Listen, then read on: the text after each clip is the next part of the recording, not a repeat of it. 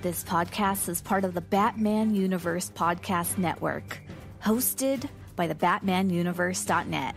Check out everything related to Batman and the entire Bat family at the BatmanUniverse.net, including news and original content related to comics, movies, television, merchandise, video games, and more. Also, check out some of the other unique podcasts that TBU has to offer. Consider supporting this podcast by becoming a patron on Patreon. Even $1 can go a long way in supporting this content that you enjoy. Look for a link over at thebatmanuniverse.net to offer your support now. And now, on with the show. Hi, this is Jim Lee, and you're listening to the Batman Universe Comic Podcast. Hi, I'm Pat Jurgens, and you're listening to the Batman Universe. Hey, this is Scott Snyder, and you're listening to the Batman Universe Comic Podcast.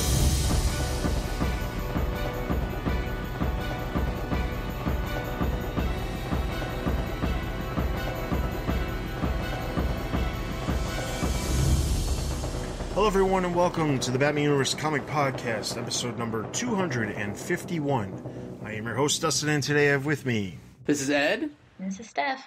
We are bringing the latest comic news and comic book reviews from the weeks of June 3rd through June 16th. We have a total of 2 books as usual to cover, a little bit of comic news, and we have a ton of listener comments to get through because I promised that we would get through them this episode. So, let's dive straight into the news. First up, over the past couple weeks, there hasn't been a ton of news as solicitations are out as you're listening to this, but not out where we're talking about them. But first, big news that happened outside of some new episodes of DC All Access talking about comics and last week in the Batcave.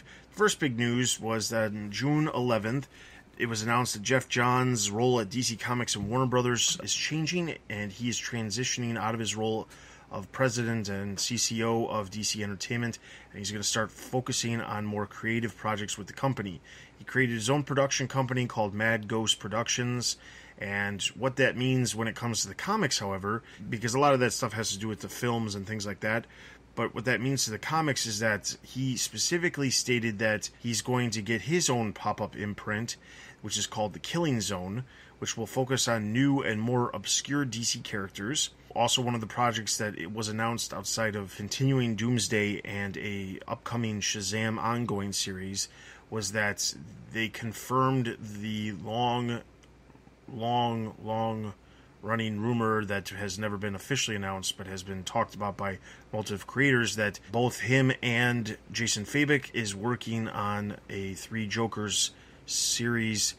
Does not give a whole lot of details. It just said it was illustrated by the brilliant Jason Fabok. Three Jokers is a mystery unlike anything the Dark Knight has faced, one that will shed a new light on the Batman and those closest to him, as everything he's ever believed about the Joker comes into question.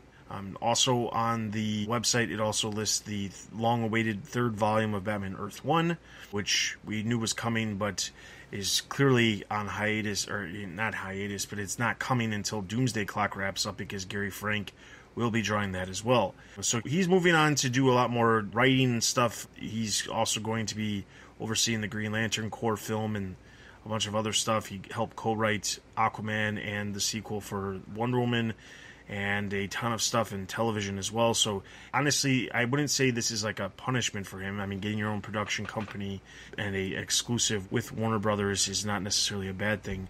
But confirming the Three Jokers, it's happening. I'm guessing it's in the process of happening right now. I bet Jason Fabok is actually currently working on that. If you follow him on Twitter, he's occasionally posted some little hints at something related to Batman. So I'm guessing he could be working on it. I don't know that we're going to see this before the end of the year, but if we don't see it, I'm sure we'll see it in 2019. It's definitely not coming until at the very earliest October, because all the other stuff that's coming before then has already been announced. So, Three Jokers, are we looking forward to that or not? Well, I think we're definitely looking forward to it, but it's been a while since Rebirth now. Oh, yeah.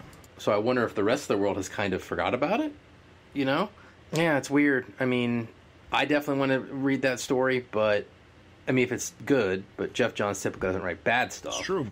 So he's not typically a bad writer. I do think that it's kind of the comic fans' gain from the misfortunes of Warner Brothers movies. Did the 3 Jokers reveal come right at the end of New 52? Yes, right at the end. Rebirth. And at the beginning of Rebirth, there was a one-shot DC Universe Rebirth #1, and there was 3 Jokers that appeared in the issue. It was more of Batman had a computer screen that showed 3 different versions of the Joker, and it was the question of, well, what is this? And it was clearly hinting at something.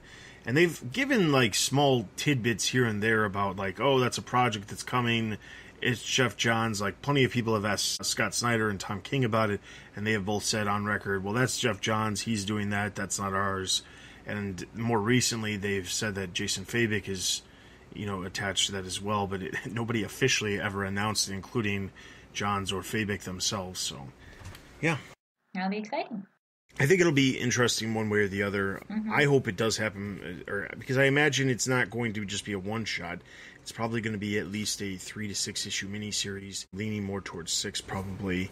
But Jeff Johns writing Batman in normal continuity, we haven't really seen that other than, the occasional, well, unless you consider him writing Batman in, like, Justice League and stuff like that, but just a straight Batman story. Yeah, but a straight Batman story. Well, you're assuming that's what this will be, too. Yeah, that's true. I guess I am assuming that, and I probably shouldn't, but if it is a singular Batman story, or even if it's a Batman majority story, kind of like what we saw with Dark Knight's Metal, where it's very Batman focused, but still DC and, all the other characters are involved in it, I still think that would be very interesting. And like I said, it's not that he has not written Batman. Obviously, he's done Batman Earth 1.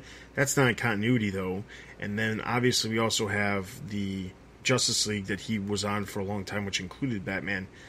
But it's still, that's a team book, and you don't get as much focus. So I'll be interested to see what happens. All right, so next up, June 11th, the first wave of artists were revealed for DC Zoom and DC Inc. Basically, originally, when they were first announced about DC Zoom and DC Inc., they were planning on launching in the fall of this year. A lot of that got pushed back. The first one is actually now going to be releasing in April of 2019. So just running down what is actually happening, we have Super Sons The Polar Shield, which is coming out in April 2019, written by Ridley Pearson and illustrated by Il Gonzalez. We have DC Superhero Girls Spaced Out, May 2019, written by Shea Fontana and illustrated by Agnes Garboska. Batman Overdrive, August 2019, written by Shea Fontana and illustrated by Marcelo Di Chiara. Black Canary Ignite, October 2019, written by Meg Habit and illustrated by Kara McGee. Those are all of the DC Zoom titles. The DC Inc. titles are Mara Tidebreaker, April 2019, written by Danielle Page and illustrated by Stephen Byrne. Under the Moon, a Catwoman tale, May 2019, written by Lauren Miracle and illustrated by Isaac Goodhart. Harley Quinn Breaking Glass, June 2019, written by Mariko Tamaki and illustrated by Steve Pugh. Teen Titans Raven, July 2019, written by Cami Garcia and illustrated by Gabrielle Piccola. Those are what you can expect. Not a whole lot of other details. If you want to check out some of the art, there is some of the art for the Batman projects that is posted, some of the covers, just some other little hints at some of the art that to expect. So if you are interested in that, take a look over on the site. Next up, June 13th, finally, Tom King's next project was announced, and it's called Heroes in Crisis. Now, I have to start out by saying DC did something kind of ridiculous when they announced this and said that the next crisis is happening, and they said it's called Heroes in Crisis. So they're trying to hint at the idea of Infinite Earths and Identity Crisis and all the other crises, Final Crisis, all these crises that have happened in the past, and they chose to lead with the idea that it's that kind of crisis, which I think confused some people because they're thinking it's this massive crossover event. And it's not. And I don't really think it is. It is a 7-issue miniseries that's going to debut in September, written by Tom King, and it is going to be featuring a lot of the stuff that we've been seeing in Batman, like the Booster Gold story, the Poison Ivy story. Something's going to be happening with Harley Quinn in the very near future, because Harley Quinn is one of the main characters. Clayman is actually going to be doing the art for the series, and we've seen him in the pages of Batman. First issue is coming out on September 26th, and it'll be a monthly series that's going to be happening, over the course of the 7 months. But he said that he's using real-world inspirations for the story. This is where everything related to the Sanctuary is happening. As it turns out, the Sanctuary is something that was created by Superman, Wonder Woman, and Batman years ago, and conveniently, nobody was using it. And it turns out that there was something that happened at the Sanctuary, and all the people who were previously at the Sanctuary end up dead. So clearly, we're about to see some Z-list characters get the axe, but it won't affect the characters that we see are heading there. It's previous patients of the Sanctuary, or I don't know if they're called patients, but here in Crisis, residents. That's probably a better way to put it. Here's my take on this, my 2 cents. I'm interested in seeing what this is. This feels like, if you haven't read some of Tom King's other stuff except for the Batman stuff, you know that he is a really talented writer when he doesn't have, and I say this and I'm trying to figure out the best way to say this, but basically, if you've read some of his other stuff like Mr. Miracle, or you've read the Omega Men, or you read his run on Vision, which I have not read myself, but I have heard really good things about, he's a very good writer who has extremely good talent. It's just the problem is that it feels like sometimes the Batman stuff we have issues with, and there are issues with it, and it might have something to do with the fact that it's twice per month and it's just a very hectic schedule, and that's why.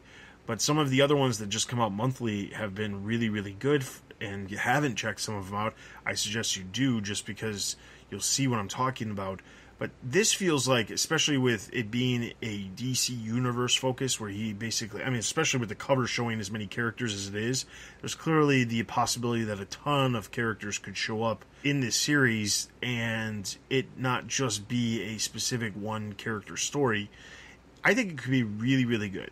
And the idea of what they're going to be focusing on and stuff, it's really interesting to me. The idea of having these characters that face all kinds of trauma, mental trauma, that is, like PTSD and potentially other issues. If we're going the route of Harley Quinn, and she's not necessarily bad, the way she's kind of been portrayed recently in the Harley Quinn series, which seems like it's setting up that she has a multiple personalities disorder, it seems like it's going the route of focusing on a lot of mental health issues.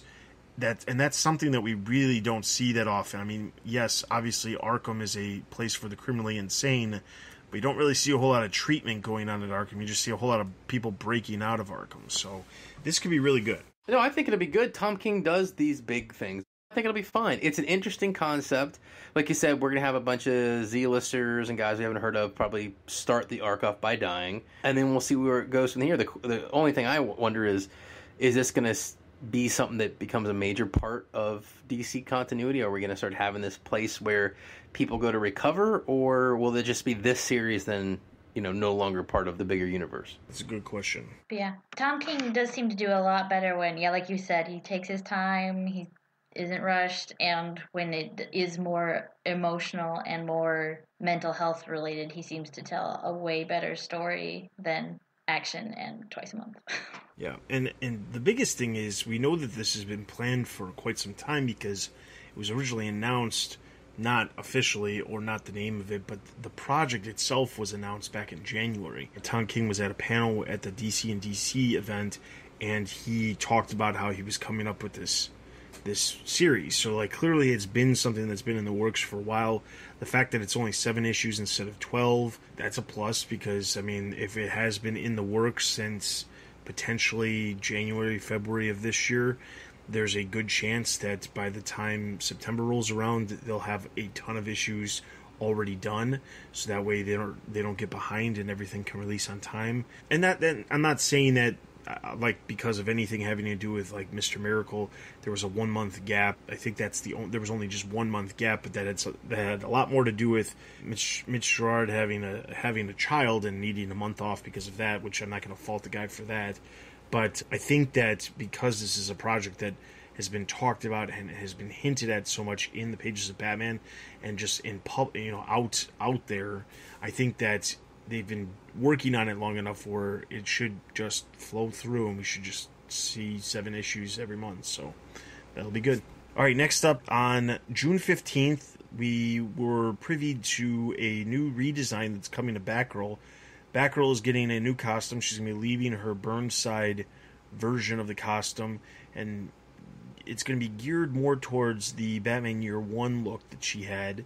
And we have the concept art that was actually done by Sean Murphy over on the site for you to check out. But I have to say, I am really liking it. And I don't know if this is going to be a permanent thing, because there was an interview that was done on Polygon with the upcoming writer Margaret Scott, who's going to be the writer who's going to be working on a short story that's featured in Batgirl number 25 in July. She'll actually take over in Batgirl 26, and then there's a story in Batgirl Annual number 2, which will feature the reasons of why she's actually got this new costume, and then in 27 she'll actually have the new costume. And part of it has to do with the fact that she's leaving Burnside, she's going back to Gotham proper, and the costume that she has is one that she just happens to have stashed at her dad's house, which means we could be seeing more actual Gordon family interactions, which I've been saying that would be great to see. So there's also some hints at the fact that her implant that kills Simone never took the time to explain. Her implant is going to be flaking out and frying, so she's going to lose the use of her legs for a short amount of time, and she's going to have to figure out how to continue to deal with the threats that she's dealing with while she is unable to use her legs. So there's a lot of things that I think we've been asking for quite some time. Actual discussion about the implant is one. The fact that she's getting back to Gotham proper, and we're going to see more interaction with her father. It seems like we're going to be having Batgirl in a really good direction. Yeah, I think that the direction is better, and the costume, I mean, if you like Year One, you like this costume. So, I mean, it is just a slightly modern version of Year One, so. The Burnside costume is cool, but I never could see that staying around forever. That's a costume that screams dated to a particular time when it was designed, you know? It's cool and it's different, but I like this slightly more traditional look. I don't like the bat on her chest. The way it wraps around her arms is a little weird. It looks uncomfortable. It is. It is. It said, I remember in the concept art it showed that it was because it was like a backpack, because there's an actual backpack on the back, and I'm guessing, well, this is the action figure collector inside of my head. I'm guessing that the idea would be that her entire thing fits inside of that backpack. But then again, I'm not sure why I'm saying that as an action figure thing. I'm just thinking hey, if you were going to make a character that was an action figure, wouldn't it be really cool if their entire costume fit inside their backpack?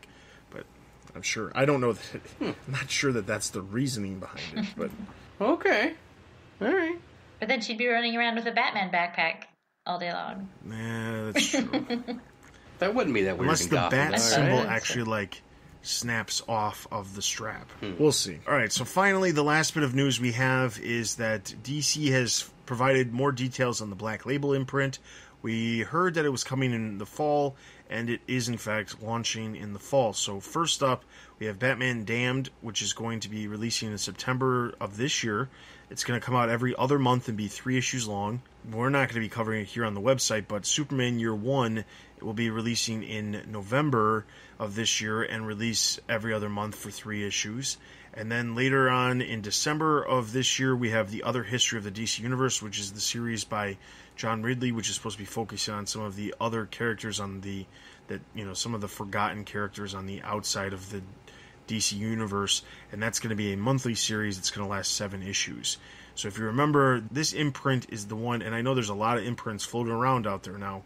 I mean, it seems like every month. A lot. It seems like every month we're getting a new imprint or an announcement. Just DC and Vertigo. Yeah. That was it. And what used to be. And now we've got Jinx World, we've got Young Animal, we've got Killing Zone, we've got Black Label, DC Zoom, DC Inc. I feel like there's even more than that. Oh, the Sandman universe, that's supposed to be an imprint. I mean, there is a lot of stuff out there that is these imprints. But anyway, so the other big announcement as part of this is that, as we all suspected, Batman White Knight will be collected and released on October 9th, and will be the actual first collected copy that will release under the DC Black Label, and it just so happens that if you were super upset about not getting to see that new Joker and Harley Quinn sex scene in the book, well, it's going to be in that book when it comes out collected under DC Black Label. So uncensored. Yeah, completely uncensored. They made a big deal about that online. And who knows what will happen with the Dark Knight The Master Race being released on Black Label, if we'll get to see any more weirdness from that book. Yeah, as Ed hinted at, there's a number of other titles that DC also announced that will be re-released under the Black Label imprint, which will include DC The New Frontier, Kingdom Come. Why is that Black Label, I don't know. I'm guessing it's just because it's a creator-focused series, because it was Darwin Cook's, basically, his project. Because it's not adult in any way, shape, or form. Well, nobody said it was supposed to be adult. I mean, there is the ability for it to be the adult, but nobody said it was going to be. Kingdom Come is clearly a creator-focused project, being Alex Ross, Batman Year One, Batman Dark Knight, Master Race. Those are both obviously Frank Miller projects. So the thing is, it's interesting because those are the only ones they've announced at this point, even though there's clearly other stuff out there that would make sense, such as The Dark Knight and The Dark Knight Strikes Again, but I feel like DC doesn't want to put that there because they're just weird about which ones they want and which ones they don't want. I don't understand why Master Race is there, but the other two aren't, but whatever. The other thing is, obviously, Kingdom Come, New Frontier, Master Race, none of those were really in continuity. Year One is a weird one because it is in continuity. Ish, yeah. So the thing is, there's certain aspects here that, I can understand from a certain standpoint.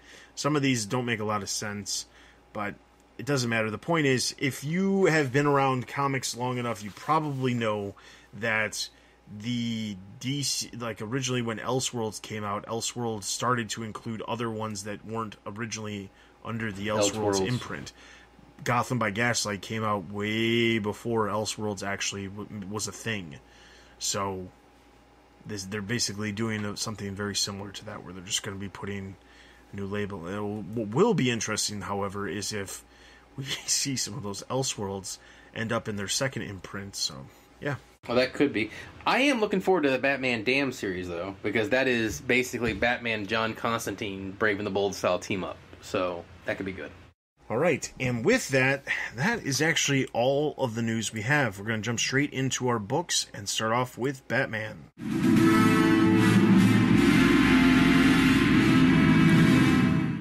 Batman number 48, writer Tom King, Mikel Janin on art. Back to the War of Jokes and Riddles team. What's going to be a short wrap-up? Joker goes to someone's wedding and kills almost everyone there, forcing Batman to show up. The Joker takes a hostage, threatens to kill him, ends up knocking him out. So ends up taking himself hostage because he's killed everyone and ran out of hostages. He makes Batman pray with him. And the whole thing is one giant Joker excuse for a monologue. You know what I mean? That's what it feels like we were doing here. Batman gets down to pray with him. Joker's starting to kill himself, which some could say Batman should just walk away. He blows up a cross, which knocks out Batman. And then we see that it looks like Catwoman is coming in to the rescue. With almost any Joker story in the modern continuity, we have to start by answering this question. Do we like this version of the Joker? And a little add-on to that is, does this feel more like a classic-style Joker or more of what we call Snyder Joker? This is definitely Snyder Joker. Even the depiction of the art makes it feel like the Snyder Joker, and obviously that was Greg Capullo, but it definitely feels like the Snyder Joker. This does not feel like the classic Joker, especially with the monologuing is a little over the top, but it feels very much like what Snyder did with Joker for so long. And I honestly can't see it any way but that way. Does Joker normally kill that many people without a Joker reason? It wouldn't be a real reason, but a Joker reason. He does. So, depends on... Well, I think with the Joker, more than any single character in the Batman universe, what I'm about to say is true. It depends on the writer, right? It's probably why there's 3 Jokers. I hope. Yeah, it does feel Snyder Joker-y to me. And then the other question that we like to bring up with Joker is pretty simple, which is the Joker is, sometimes was, now currently is, typically used for big thing. Does this feel like the magnitude of story you would associate with a Joker return?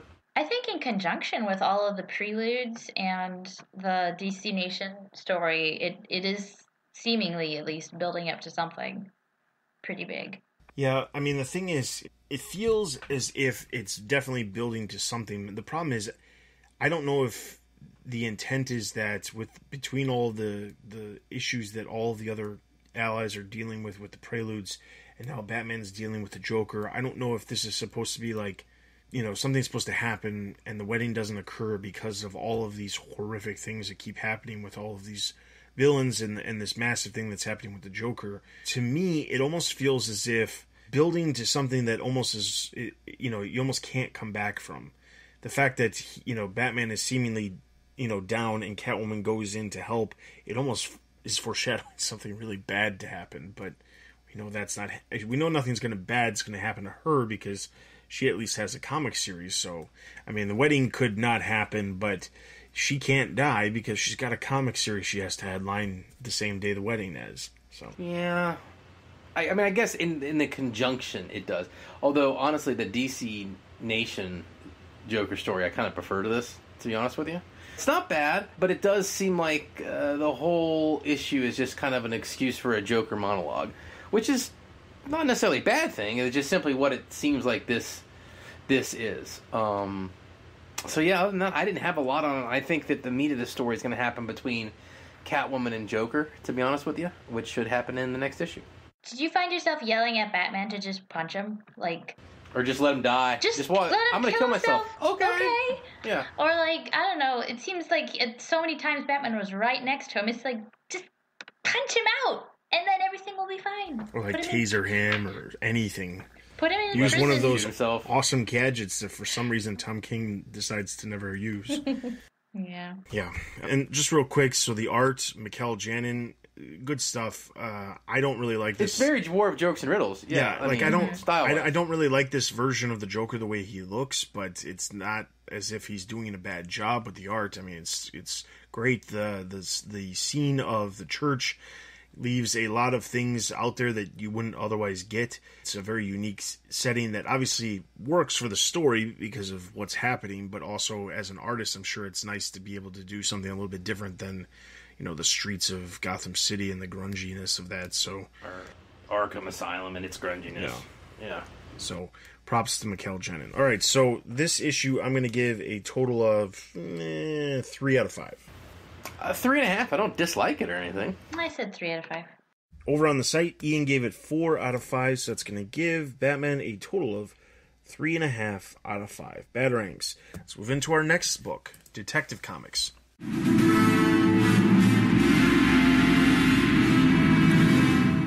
Detective Comics number 982, written by Michael Morikai, art by Sebastian Fiormia.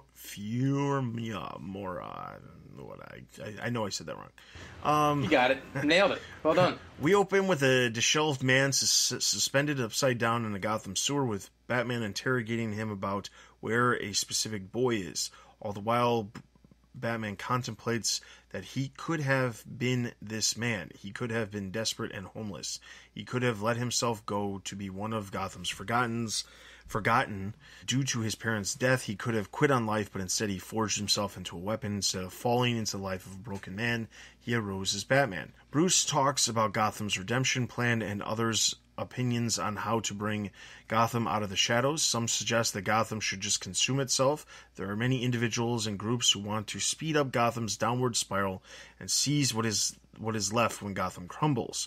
Batman realizes that this man is a member of a cult that wants to let Gotham fall and take over. Walking in the sewers, Batman is attacked by a fanatic who is unable to move. While unable to move, Deacon Blackfire passes through him from behind and manifests himself before Batman. Deacon flaunts that Batman has nowhere to escape. Little does Batman know that Deacon compromised him. Bruce recounts that the Spectre obliterated Deacon from this plane of existence. As you remember, this was in Batman Eternal. This worries Bruce because if he can reconstitute himself after the Spectre's punishment, then Deacon is a serious force. He is now more dangerous than he ever was. Deacon shares that Gotham is cursed. He argues that Batman has for years fought against crime and corruption only to never win the war. Gotham is destined for darkness and mayhem, and Deacon asks if he is willing to join sides with him and embrace the madness. Bruce, like every good hero, tells Deacon that he will never relent. The city will never be his to command. Deacon tells Bruce that he and his acolytes will take Gotham and eliminate Bruce. He also shares that Bruce should be feeling the Deacon's effects stronger now. He tells Bruce that he soon will be under the Deacon's total control. Bruce tries to fight, and he is quickly defeated and left to rot in the sewers.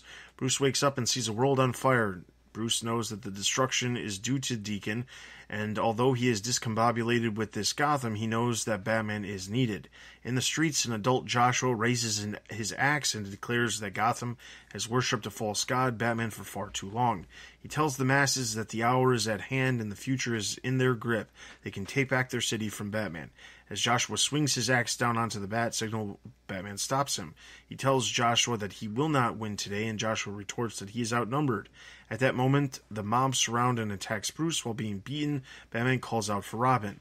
Back in the sewers, a voice from the shadow calls out to Bruce to wake up. Bruce realizes he's not alone when he sees Dick, Barbara, Duke, and Damian. They encourage him to get up and fight.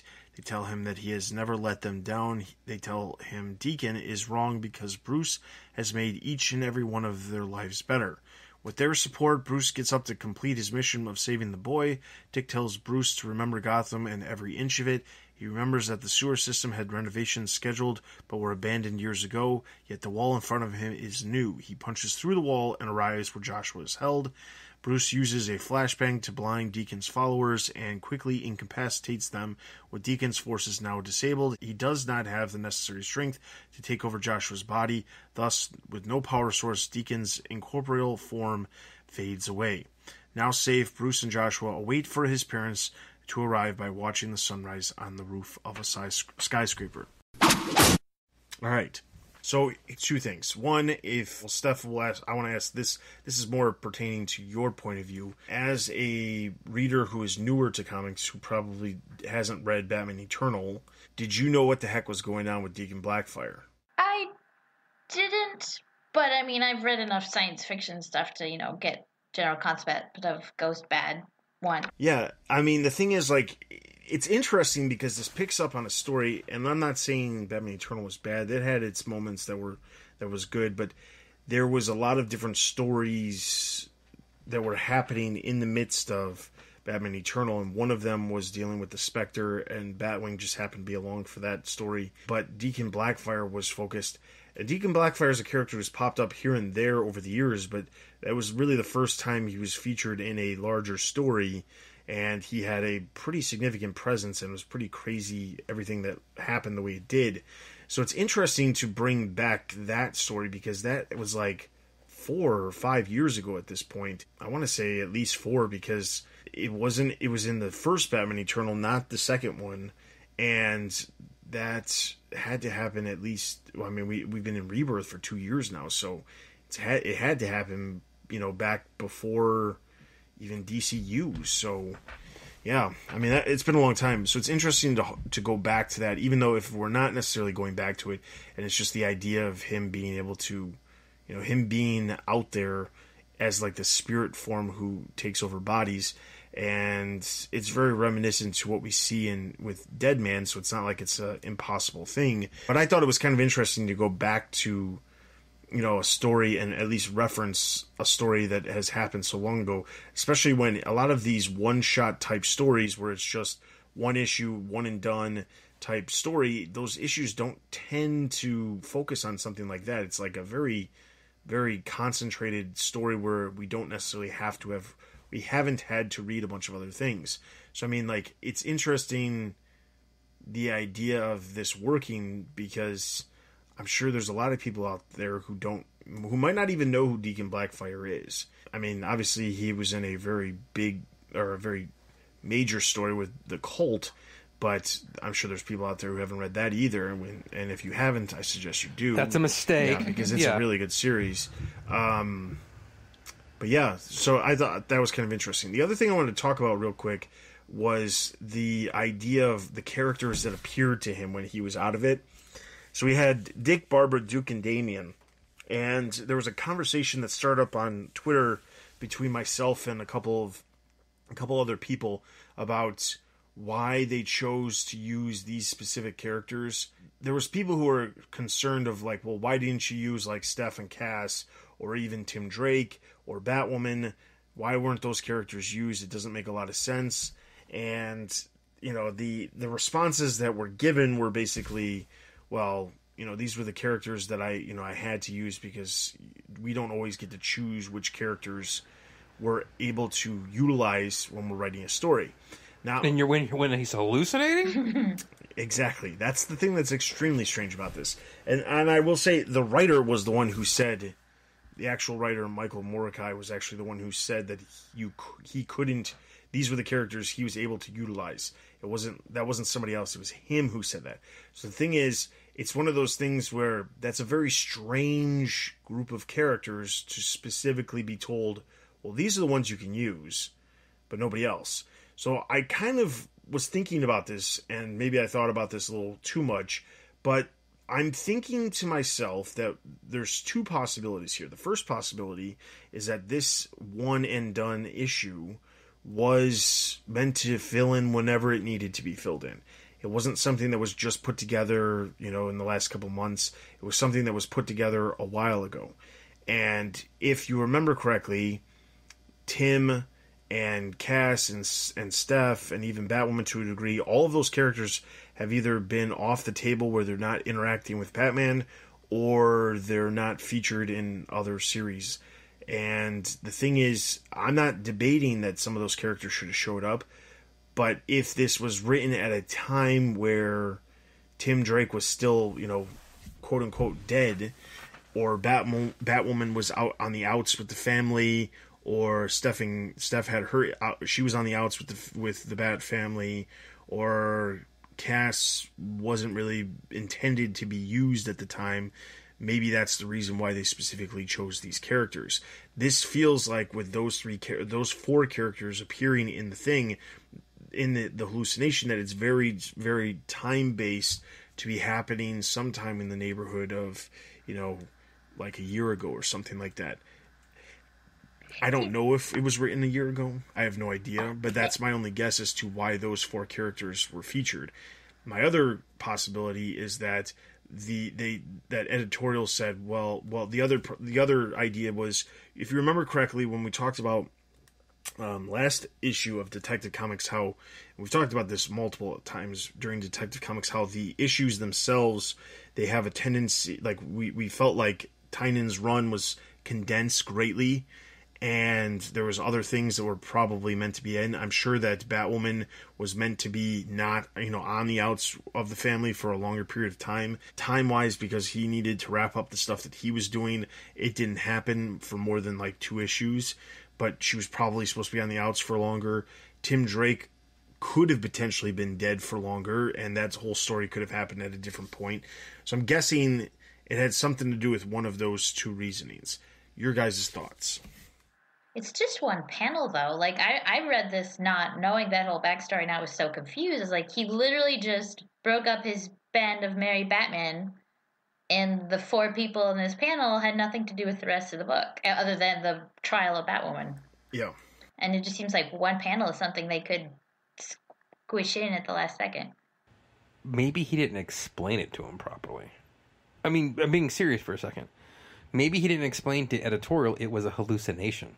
Because, I mean, there's all kinds of continuity, like, well, this character is doing this. Maybe he didn't tell him, like, oh, it's just like a one-panel hallucination. He may have just asked what characters could he put in without reservations. You know what I'm saying? And they said, well, you can use these. I mean, I'm assuming if they said, it's a hallucination for one panel, they'd have been like, oh, well, then use whatever you want. You know, I mean... Yeah, it would make no sense not to use whoever you wanted when it's a hallucination. And they didn't use the one that made sense, by the way. So, you know who almost had to be there in this hallucination, right? Like, this is the only missed part of the story, I think.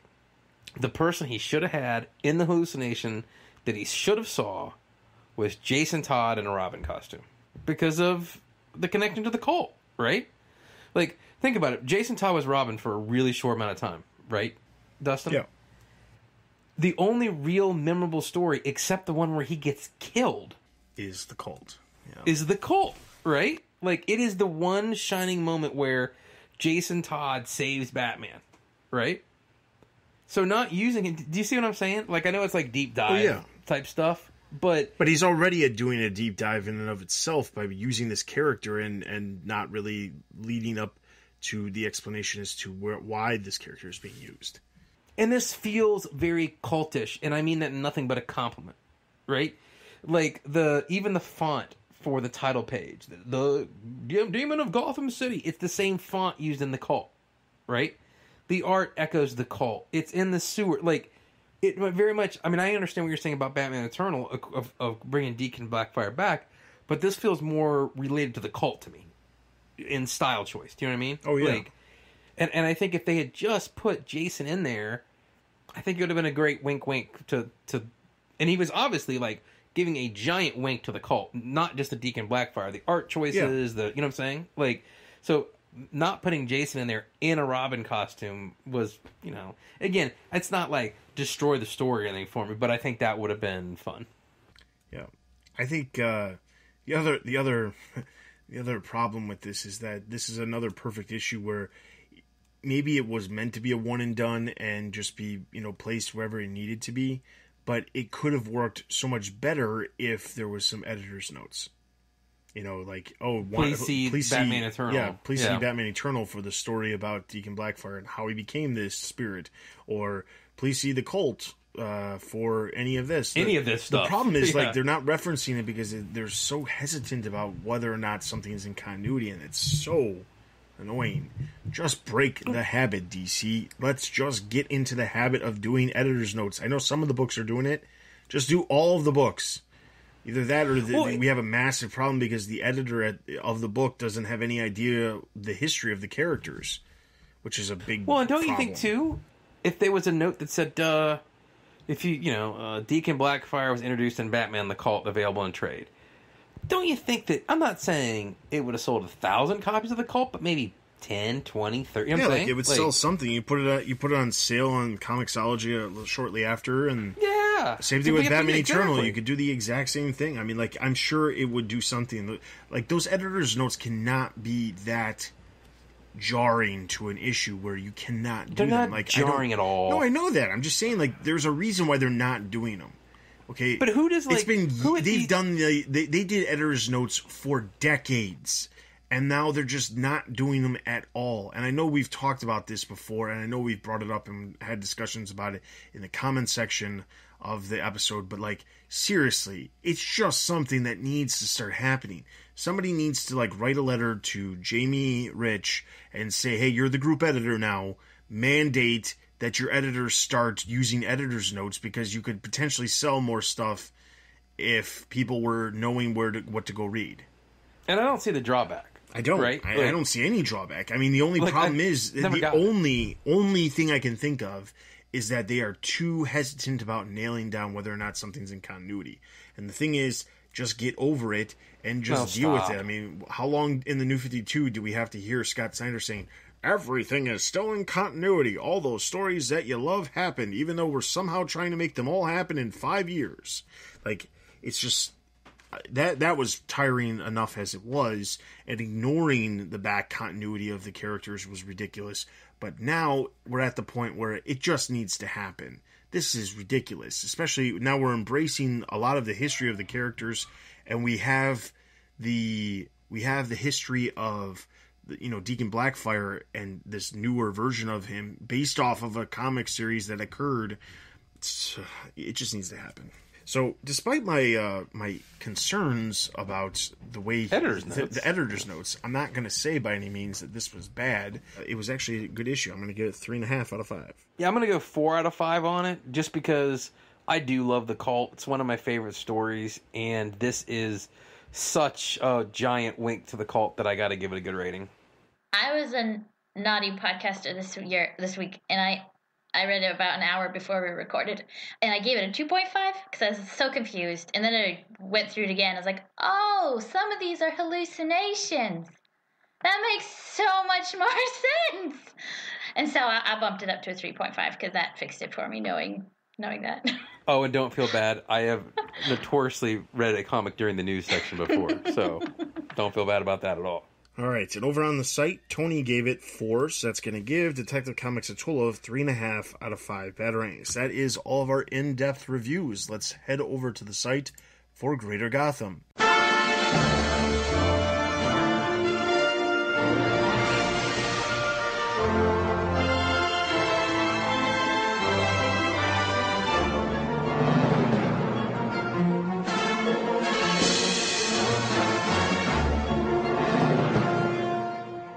First up, on June 6th, we had Batman number 48, which we already talked about.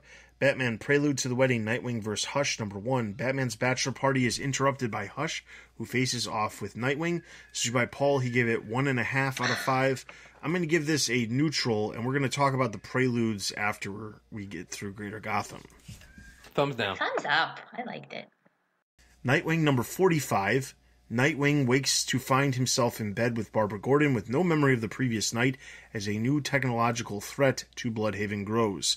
This was reviewed by Paul. He gave it 3 out of 5. I'm going to give this one a thumbs up. Abstain. Neutral. Harley Quinn number 43. Harley is having a dark turn as her emotions spiral out of control as she meets a fellow mentally troubled person, which leads to the sinister machinations of Professor Pig. This is by David. He gave it 4 out of 5. I'm going to give this one a neutral. Thumbs up. Neutral. No secondary TBU books. Main DC Universe books. Justice League number 1 is the new team forms. Threats sprout out that the League must deal with. This was by Corbin. He gave it 3.5 out of 5. I'm going to give this one a thumbs up. Thumbs up. Thumbs up. Deathstroke number 32. Deathstroke and Batman clash in Spain as their plots become increasingly tangled.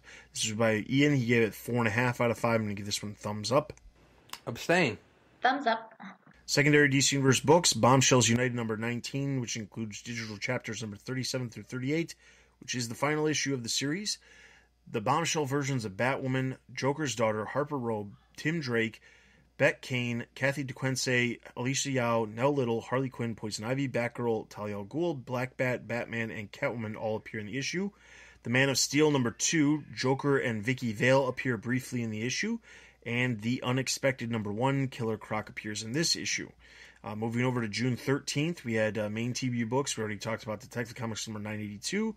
Batman Prelude to the Wedding, Batgirl vs. the Riddler number 1 as the countdown to Batman's marriage to Catwoman continues. The Riddler arrives in Burnside and targets Batgirl. This is by Paul. He gave it 4 out of 5. I'm going to give this one a thumbs up.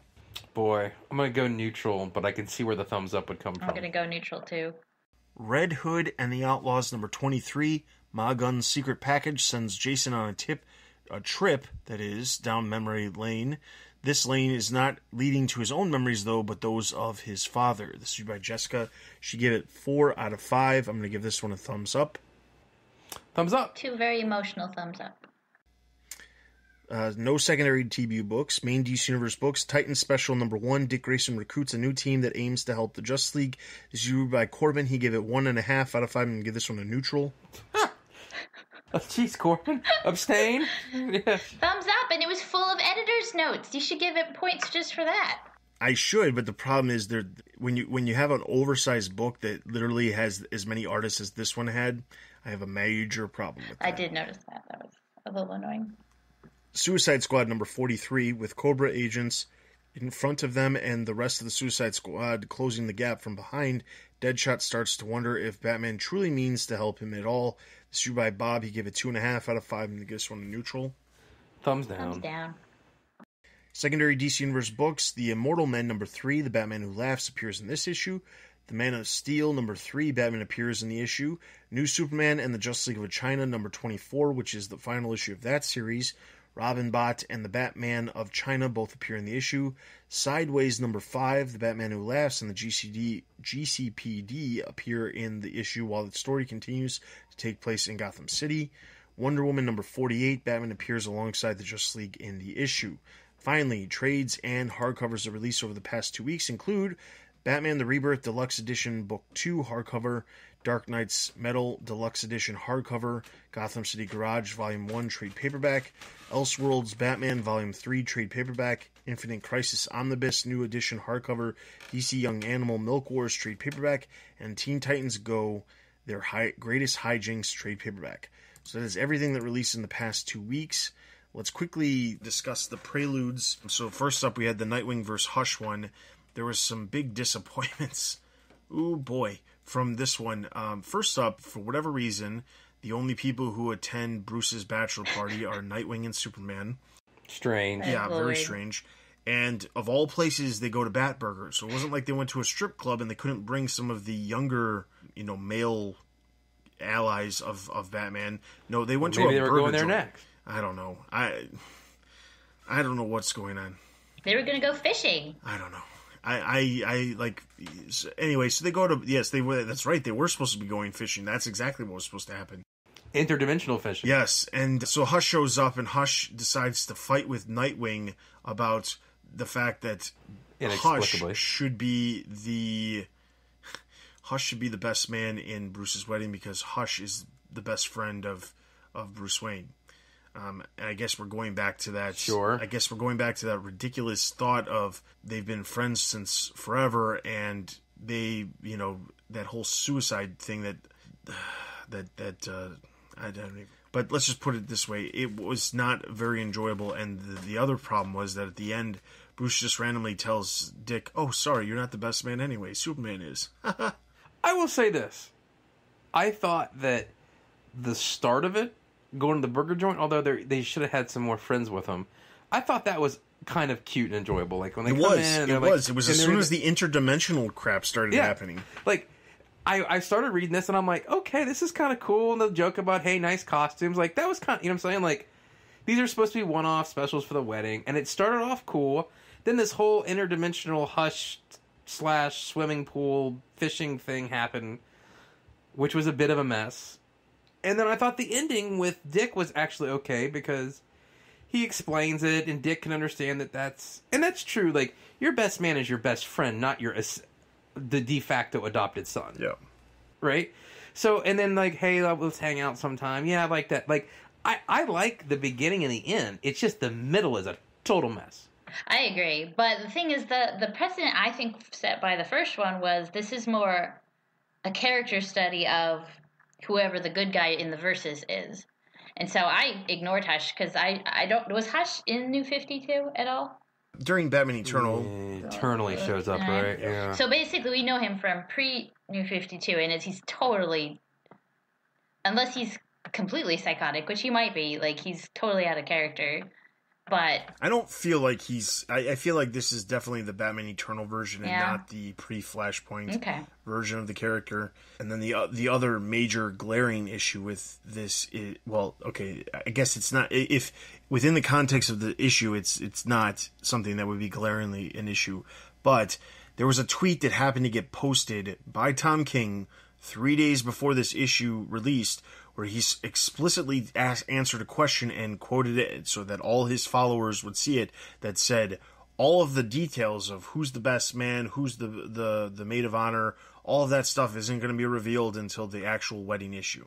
And I'm sitting there, I'm like, but I've already, like, I had already read the Nightwing versus Hush one, and I'm like, really? Then what's the point of reading these preludes if all of that stuff isn't going to be...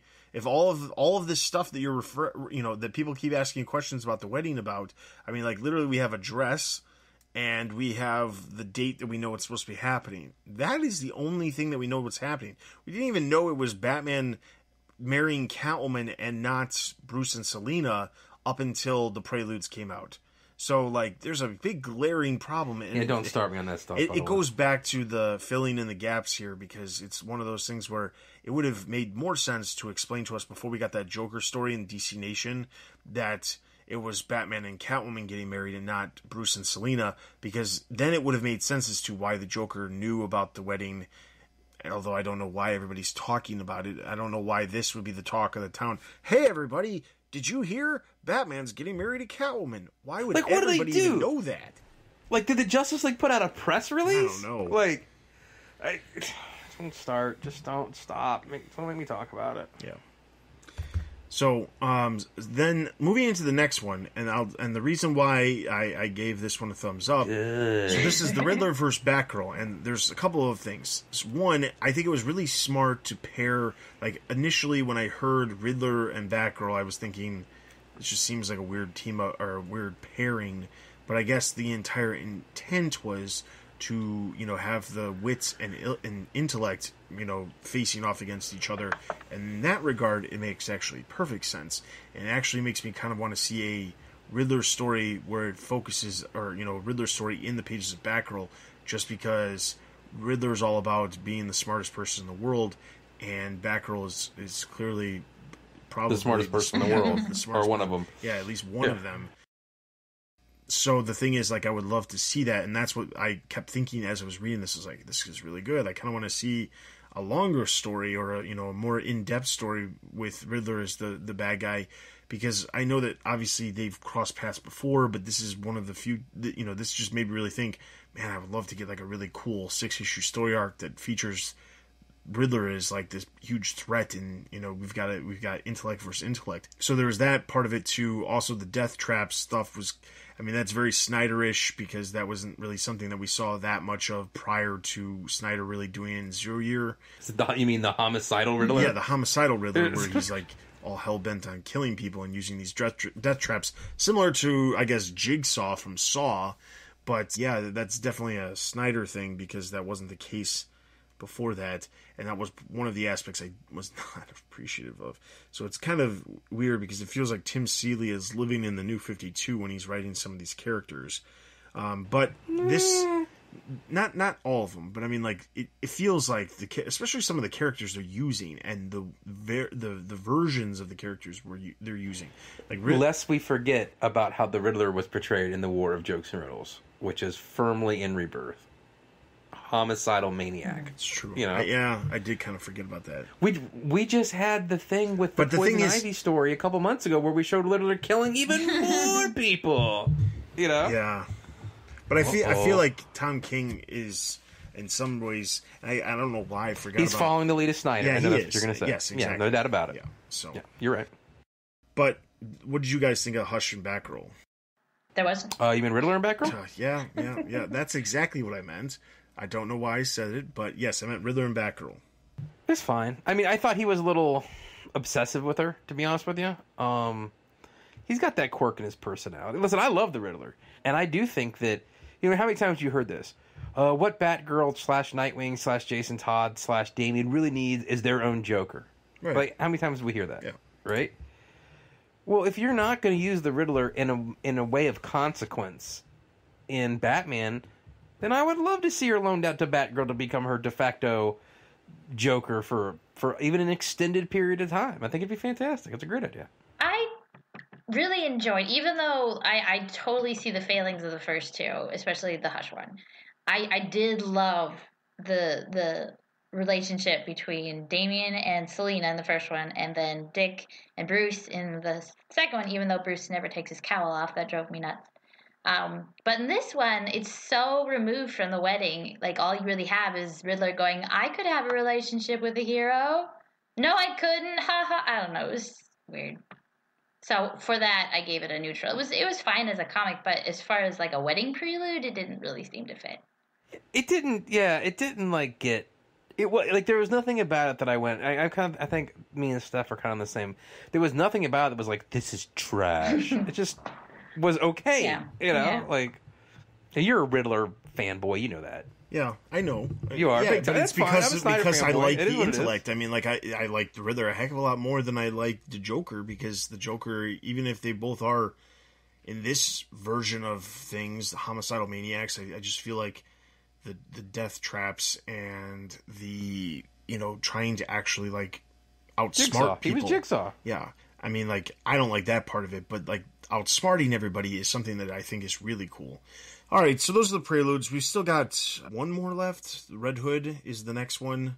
Red Hood and Anarchy, and I think that's the last one, because the following week is the wedding. All right, so those are the preludes. We've got two more that are coming out in the coming weeks. We've got Harley Quinn and Joker, and Red Hood and Anarchy, and Red Hood and Anarchy is coming out first. So those are the preludes, and then obviously the wedding is right around the corner. I will also tell you that at this point, we have decided that the episode that you hear next, which we wouldn't normally cover this, we will cover the wedding episode, or we'll cover the wedding as it releases. So that Friday, so in 2 weeks, when you're listening to the podcast, we'll actually be covering the wedding that comes out that week, which will be somewhat out of the ordinary for us, but it is something that we're going to do because the wedding is such a big deal, and obviously the sooner we talk about it, the better. So look forward to that in 2 weeks.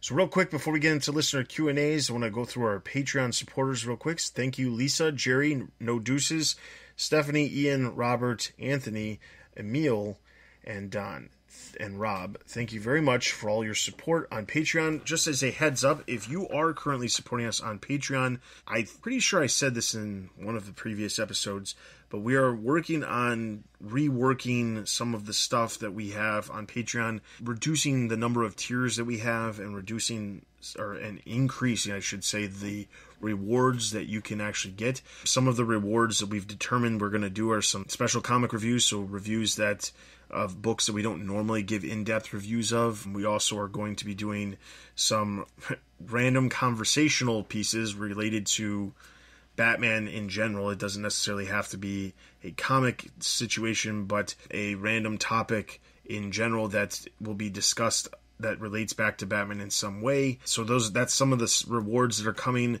We're also working on creating a TBU merch store that you can buy different pieces of merch with our logo, and over time we'll get some more exclusive graphics added into the possibilities of that, and then part of the rewards will be like, coupons for percentages off of the merchandise and things like that. So definitely check that stuff out. If you are not supporting us on Patreon, please do support us on Patreon. All of the money that's raised on Patreon goes to better the site. I know I've said multiple times over the past 6 months that we're looking to redo the site and, revamp it, make it look cool and everything like that. But that costs money, and the money that we raise on Patreon helps us put the money towards, doing that kind of stuff on top of regular maintenance and things like that. And if you feel like you want us to be talking about movies, TV, and merchandise and video games, that would be the Batman Universe podcast, and we have every intent of bringing that back. But again, we need more funds to make stuff like that happen, because the stuff we're currently doing is, all of that is eating up all of the money we're currently making every single month on Patreon. So the more support we get, the more content we can produce, if that makes sense. And I'm sure it does for those of you who are familiar with Patreon. So head over cash. Or cash, yes. Or the idea of money in general. So if you head over the site and you scroll just a little bit down in the sidebar, at the top of the sidebar, there is a spot that says Patreon. Support us on Patreon. You click that, it'll take you there. Right now, the tiers are set up $1, $5, $10, and $25.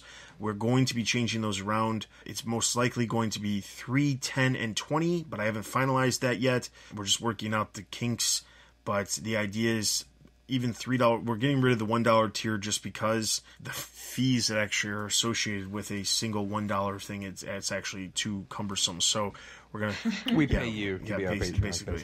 Yeah. Patreon is getting all of your money instead of us getting any money. So that's what we're looking at. And like I said, we're gonna be working on this, and I'm hoping by the next episode I've worked out all the kinks and I've finalized everything.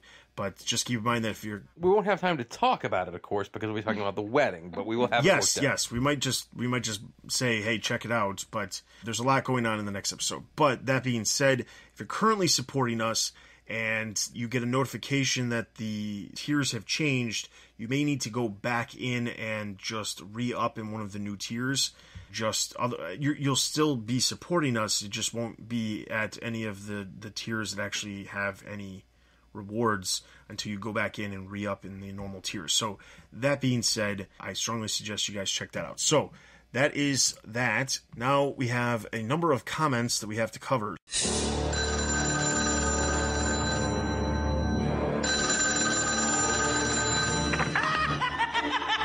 Boy, did you get a wrong number. Leave your message at the sound of the shriek. No, please, don't! We covered just a couple of comments related to the Marvel Unlimited app on the last episode, and then we ran out of time. So I want to get into a lot of the other stuff that is not related to the Marvel Unlimited app, because quite honestly, that conversation is come and gone. So let's start off with Ian. X excellent discussion of Tech 980. That's one of the best issues of any series in a long time, even though I think both Batman and Detective Comics are pretty solid series most of the time since Rebirth. It even honored Steph's short time as Robin, something I didn't ever even dare to hope for. Thanks for the info on Mother Panic Gotham AD. Perhaps I'll get the trade when it's all done in August. It's a good idea. Trades are coming. You should. It's good. 980 was great. It's fantastic. I don't want to dismiss some of the comments that are really just agreeing with us or stating their opinions, because there's not a lot to say with those, but because we have so many comments, and some of these comments are extremely long, and I'm not saying you have to trim down your comments, although I'm not gonna complain if you do. So you only have to trim down your comments if you want us to read the whole thing. So we're gonna skip the next one, which is AICDZIU, and I'm sure that's Isidizu. I could have got a good one. Mostly because it talks more about the Marvel Unlimited. I'm pretty sure we talked about that on the last episode. Next, Bob talks about Marvel Unlimited, so we're going to skip that part of it, but go straight into the rest of his comments, which has to do with Young Animal. So let's go there. Bob Moriarty says, I'm disappointed to hear Young Animal is coming to a close, especially Mother Panic, and while sure pop-up imprint does seem to imply a shelf life, it's frustrating to have just enough time to really be interested in a new aspect of the DC universe and then have it ripped away. And I guess that's really all I have to say this month. But then he has something else to say. Bob, you liar. Say, okay, I guess I have one more thing to say, which is this. Yes, Dustin, spot on. We don't read the comics to try and surmise our own interpretation of what happened and why our heroes acted as the way they did.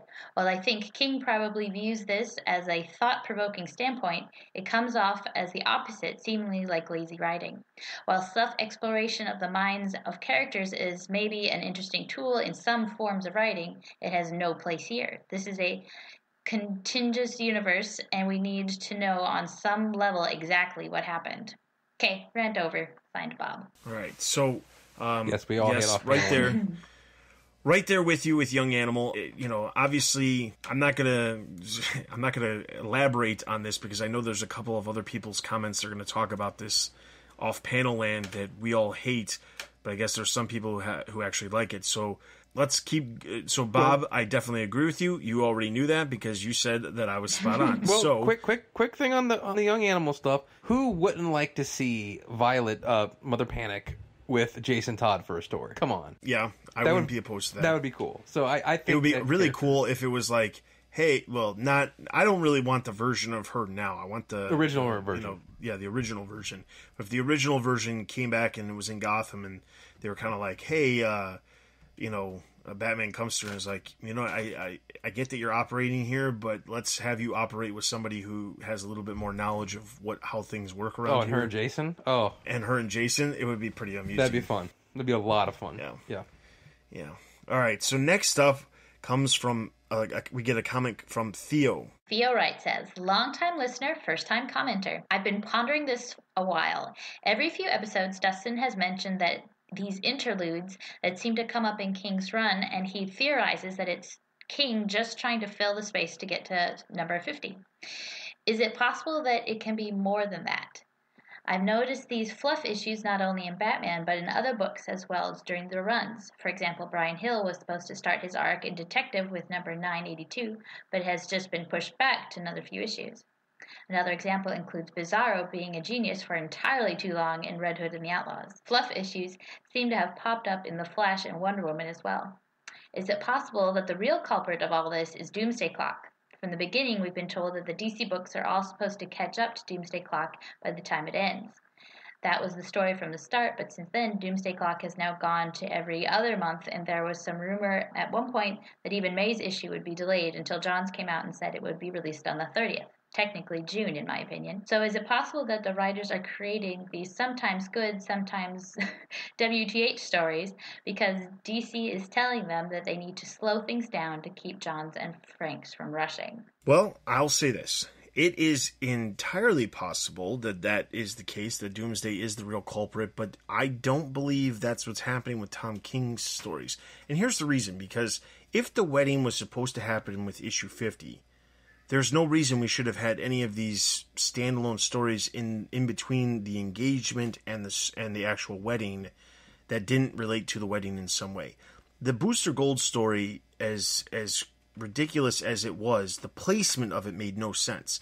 Yes, the way they framed it with the idea of he was trying to give Bruce Wayne a present, it works in the context of the story, but the entire story was such a weird story to just have sitting in the middle of the issues. We knew that the wedding was going to be in July.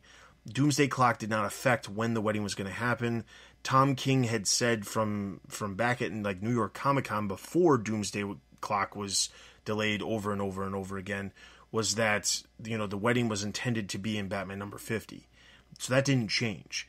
The issue that I have is having like a Booster Gold story, the Poison Ivy story. Those stories, like, they have meaning and they have significance, but they're not significant for what's happening in the Batman book. They have significance for leading up to what Tom King's doing with Heroes in Crisis, which is coming out in September.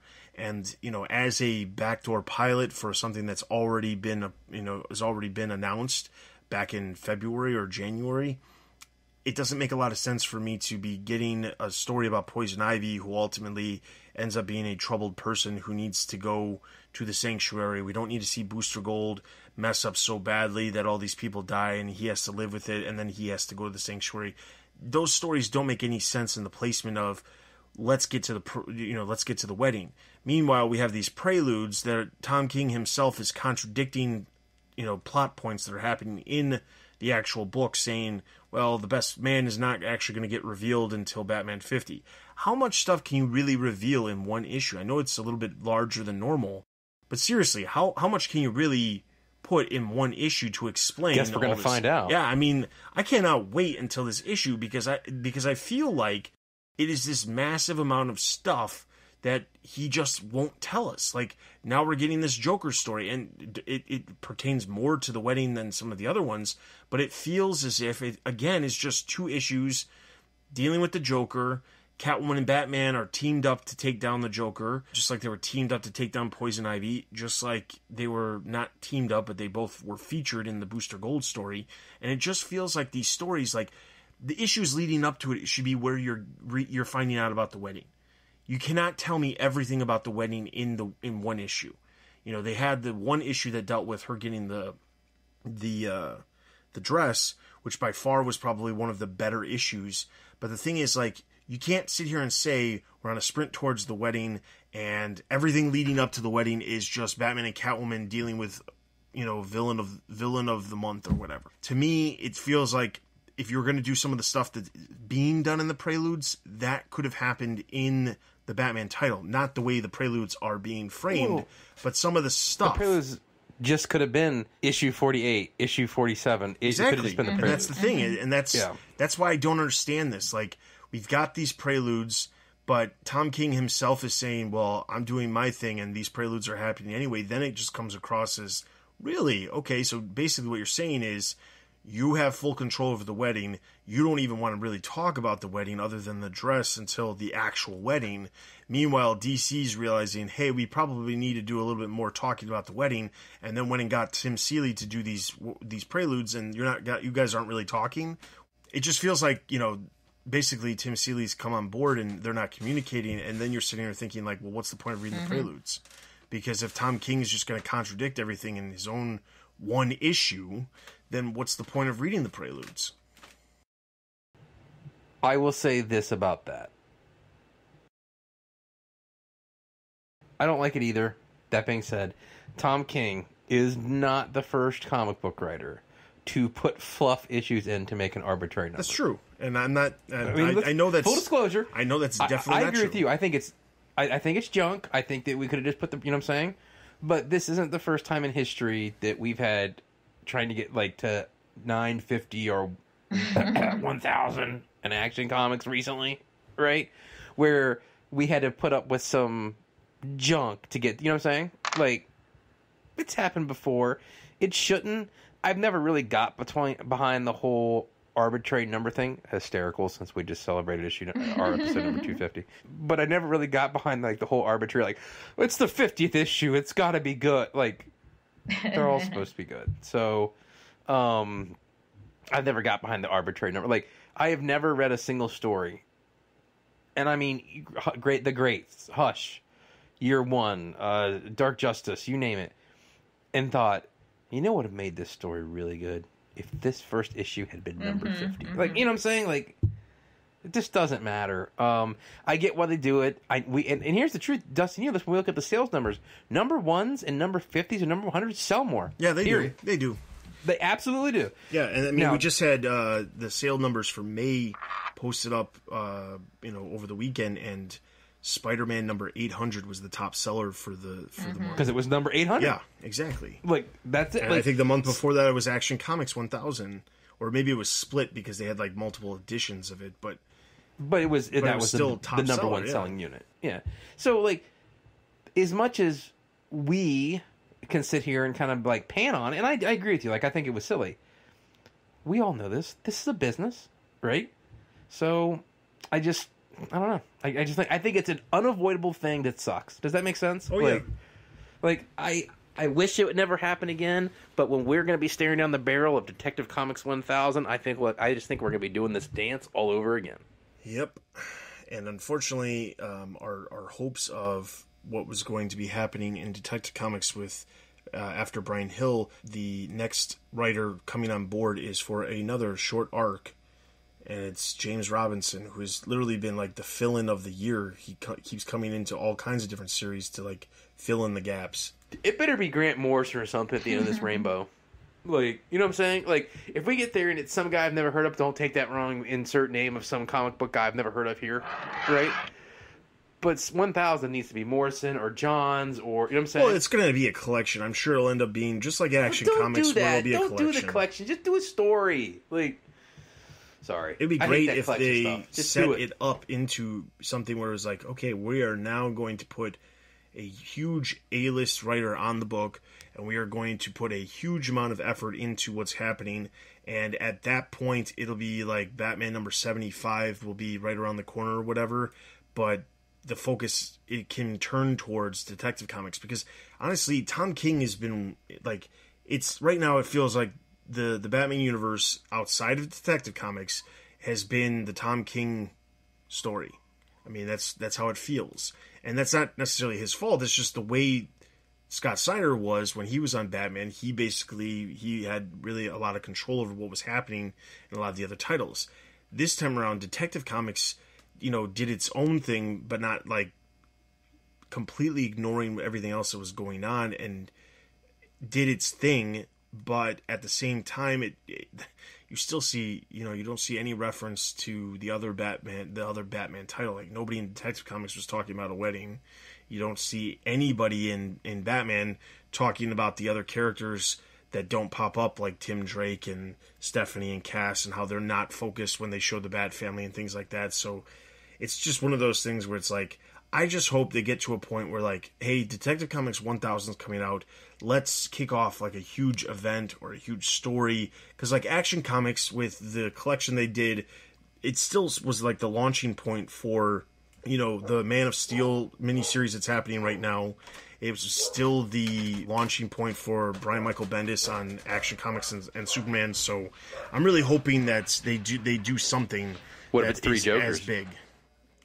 I think that might be putting it off farther than it needs to be. Unless Jeff Johns is actually going to come on to Detective Comics, Give me 15 issues of Jeff Johns of Detective Comics, and I'll wait for it. Seriously, I'll wait for it. I'll be fine with it. So our next comment comes from Rejected Stone. I know I am super late. I hope you guys still see my comment. First thing is that it's good to hear that everyone is as confused as I am about the goings-on in the Bat universe. I really enjoyed the Superman and Wonder Woman arcs in Batman because I really like seeing our favorite characters interact as humans and friends every once in a while. Then they slapped me with all the Booster Gold poppycock. Blug. I really, really hope this wedding happens, although the fact that it's happening in the midst of all this time travel universe spendiness has me worried that there is some long game undo button that's coming soon after they say I do, but I maintain hope. Yeah, I honestly feel like something like that's happening too, but I don't know if it has the time travel aspect of it, but I feel like there is definitely something Something out there. I'll feel cheated at this point if we don't get it.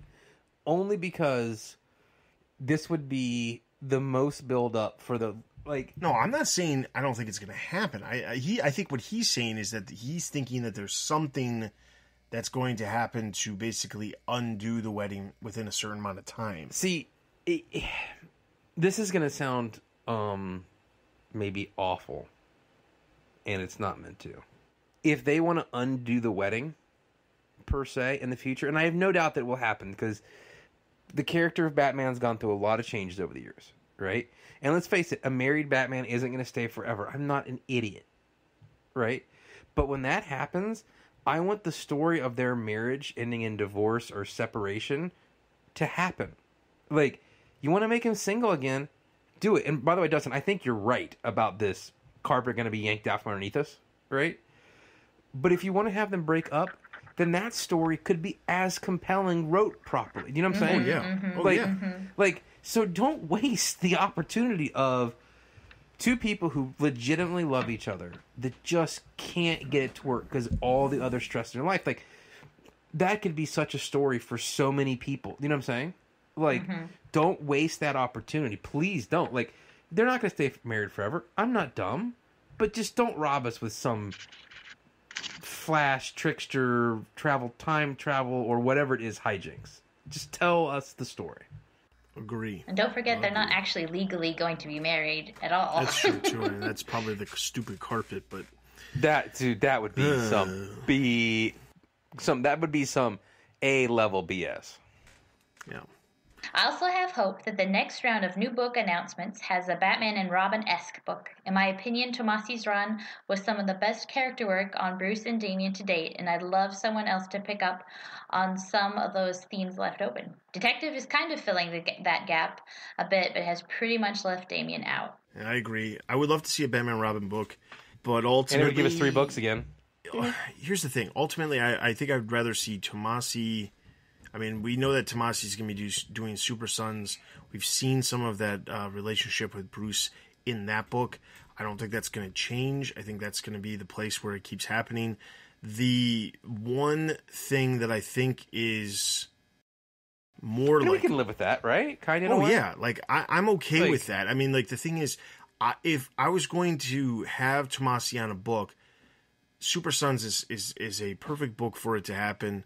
I don't have a problem with that, but I would love to see him on Detective Comics doing something in the vein of what Tynion was doing, where it's a bunch of the Bat family characters in the story and not just a Batman detective type story, because it feels like there's a lot of writers who just look at Detective and say, well, it's meant to be, hardcore, gritty, noir, detective type stories. And then there's other ones who look at it a completely different way. And I'm not saying you can't do a detective story. I'm just saying I would like some book, whatever book it may be, to be focusing on, the Bat family as a whole rather than just a singular Batman story all the time. So that's it. And here's the thing, and I agree with you 100%. Here's the thing that I think is weird about that. It's not your statement, but the way they seem to look at it. You can tell a detective story with members of the Bat family. Oh, you know yeah. what I'm saying? Yeah, you can. They are not mutually exclusive. There isn't something that says, well, if it's got members of the family in it, then it can't be a detective story. That's dumb. Especially, like, Tim Drake, like, each one of the Robins has a piece of symbolism as something that they are an heir to Batman of. The lineage is Damian. The detective is Tim. The fighting skills is Dick. You know what I'm saying? Like, and that's on purpose, and that's great, and that's beautiful, but like, not having Tim Drake and Batman do a detective story sometimes reeks of carelessness, right? And a Detective Comics book, so yeah, it's not mutually exclusive though, guys. You can do both at once. It's fine. Detective should become Batman and the Batgirls, and have Black Bat and Batgirl and Oracle. Oh, I'd love it, or at least an arc with the girls. That'd be awesome. Of course, yeah, that'd be great. A general question for the collective. Does DC have some sort of feedback loop to connect them with fans? I know we can ask them questions at cons, but that never really seems like it's the right venue or that they are really in a position to make changes. I wasn't sure if there are some official avenue to make suggestions. I'm with Dustin on adding the editor's notes, and honestly, I think they'd sell more books if people knew exactly where they could dig up some more background. The other thing I would love is a summary page of the last issue. I try to read so many books and sometimes get behind. It'd be helpful if there was a quick 3 or 4 panel that recapped the last issue, especially because the prices keep going up. My thought is the main reason we still haven't gotten the editor's notes is because it would require DC to have a definite timeline on which things happened and which things didn't. But the thing is, if you're referring to it in the story, then obviously you're saying it did, right? Well, but they're not narrowing it down on time. Right. And the problem is that, like, a writer could reference a story, but if the editor doesn't choose to, like, address the fact that it's referencing the story, then I guess DC as a company is not backing the writer's story. I mean, that's honestly the way I look at it. I mean, like, that's kind of weird, though, right? Like, it is. It definitely is. I mean, it just, like, here's the thing. I already talked about editor's notes. I don't want to keep going on with that, but I do want to talk about the summary page because it's something that I was never even aware of. I know that it was brought up before. I think Stella, months ago said something about it, and I didn't understand even where the idea of this came from. And I recently was working with some Marvel Comics, like single issues, and I noticed that a lot of the more recent Marvel Comics have like a summary page or have like a recap page of what's happening. And like the thing is, I don't know how often they release it. I don't know if it's every month or every 2 months, or if, Marvel Comics are played with delays all the time, like DC used to have happen all the time. I don't know those details. I had a small stack of Marvel books that happened across my desk, and I happened to see that a lot of them had this, like, first page of the book was always this, here's the characters that are in this book, or like an introduction to, like, here's the featured characters, like if it was a team book, here's a brief thing. And like DC has done it in the past where like a book will open up, you'll see like this big splash page with all the characters on it, and you'll see the little boxes around their heads saying like who they are and like maybe like their main power or whatever. But like you don't really see that much anymore unless it's in team books. But I honestly think that the summary page would be an interesting way to go and not a bad thing to do. I mean, like, obviously, if they did it, it would be a comparison to what Marvel's doing. But quite honestly, with Marvel doesn't own the copyright on summaries. Exactly. I mean, the thing is, like, but I could see DC hesitating on doing that just because it's something that Marvel does. Because we all know how, if one person or if one company's doing it, the other company jumps on board and does the same thing, everybody's going to say it's because the other company did it first. And the thing is, like, you're so whatever. right, but who cares? Yeah, who cares? Yeah, like, just do it. I mean, like, honestly, I don't know that it needs to happen in Batman and Detective Comics unless it, like, calls for it. Like, maybe in, like, a big anniversary issue like Batman 50, you can reference, you can give, like, a summary page because it's oversized. But because Detective and Batman are coming out every 2 weeks, I don't know that those books need it. But sure as heck, the monthlies could use it. I mean, like, especially with the fact that, like, we're covering 2 issues of Batman for every 1 issue of Nightwing now, or Batgirl, or every other Red Hood. Comic, I mean, like, all those other books are only coming out once a month, and there's a lot happening between the, in between one issue to and what the next. about, like, because Watchmen? of That doesn't even come out monthly. Like, exactly, yeah, exactly. And I'm thinking, like, well, these Black Label books are bi-monthly exactly, too, right? Because they're coming up bi-monthly too, and it's like it's too much.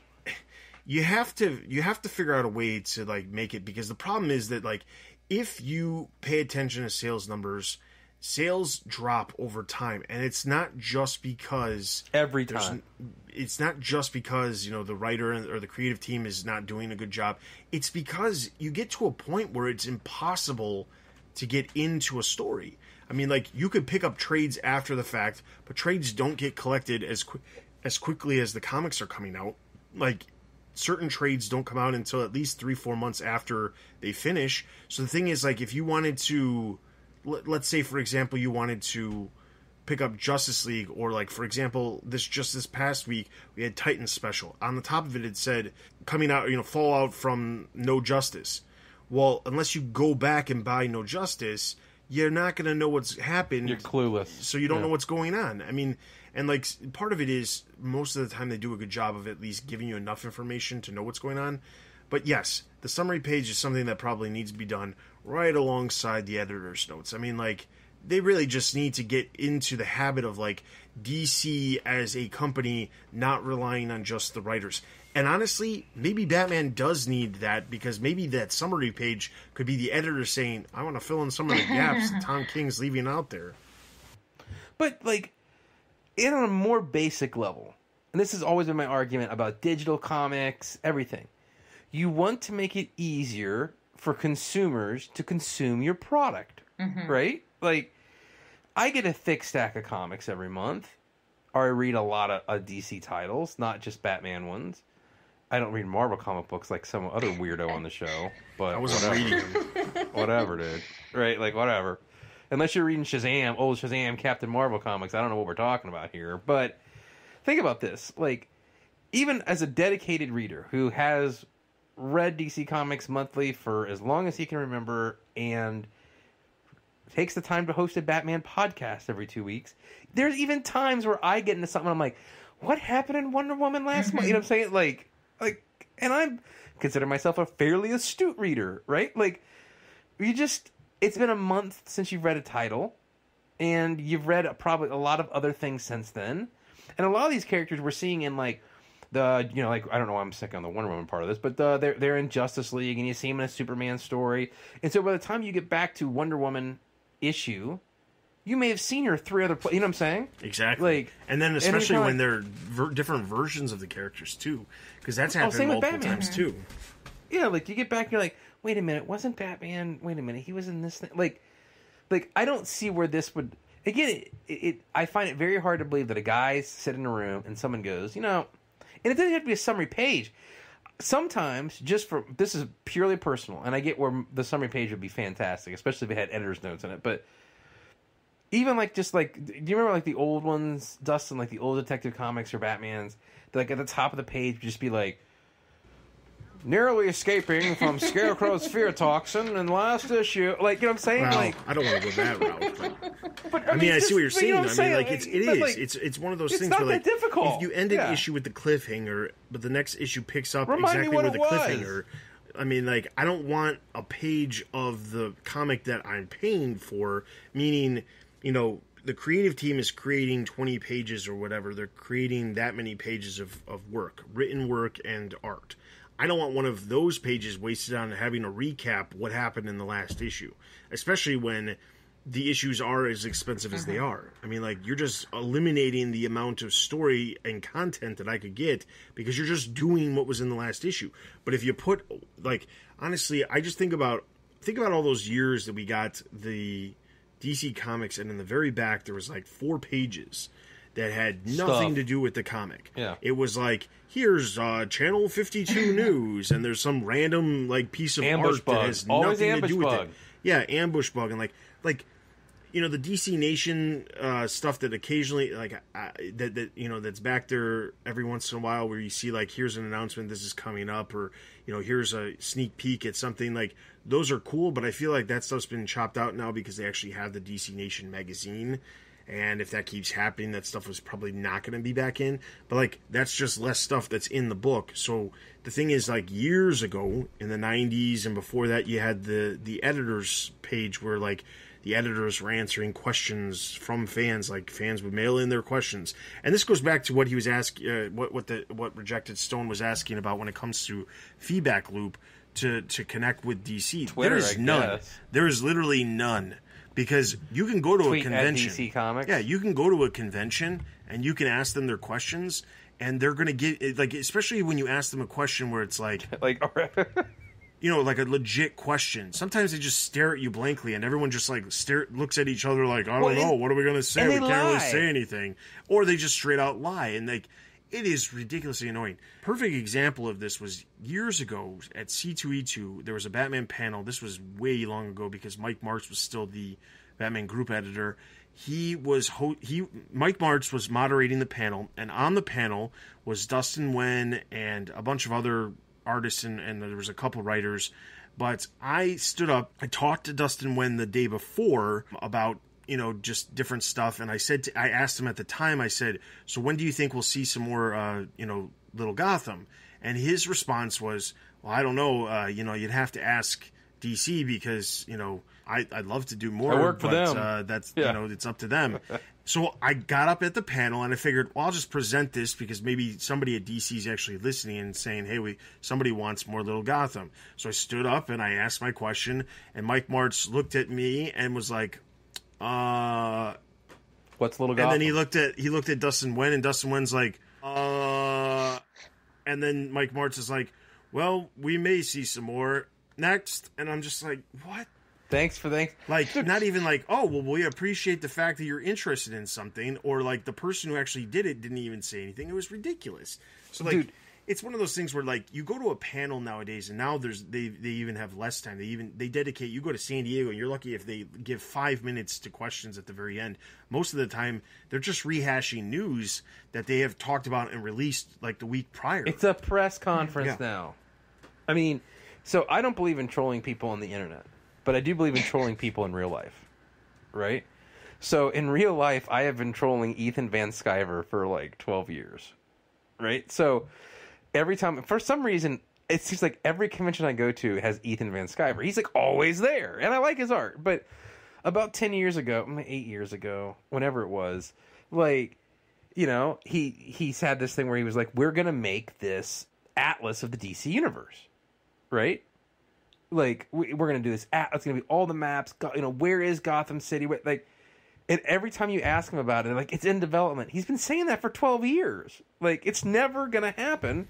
And I can understand that there are projects that, like, creators work on or they have input on that DC just shelves, because we've seen that. I mean, like, there's been plenty of different projects that stuff like that has Orson Scott Card's Superman story. Yeah, I mean, like, DC has a tendency, like, if it doesn't fit now, they'll put it on the back burner, and if the back burner gets too late, then they'll end up doing it as like a mini-series. How many times have we had stuff revealed that never happened? I mean, like okay, here, perfect example. Creature of the Night was revealed, was originally announced back in like 2011. 86.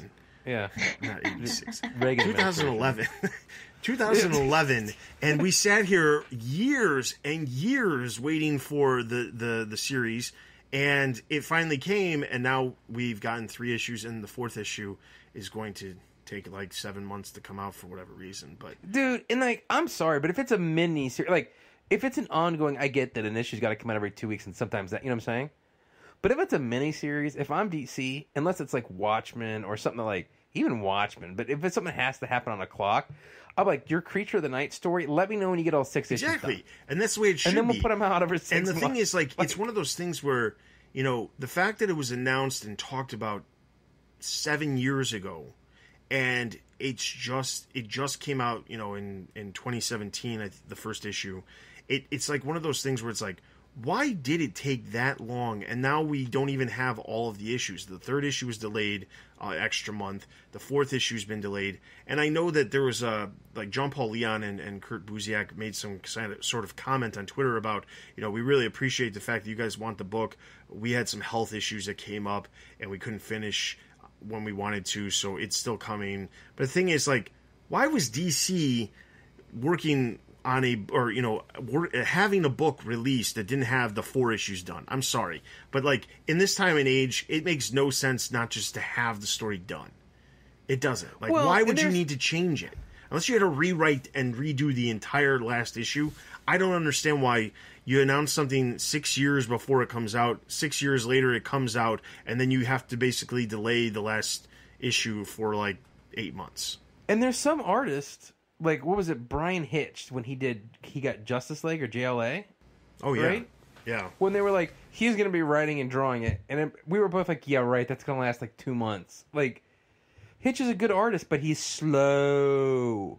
Like, I mean, I don't know. It just, sometimes the parent company has employees, and all of us who manage people understand this.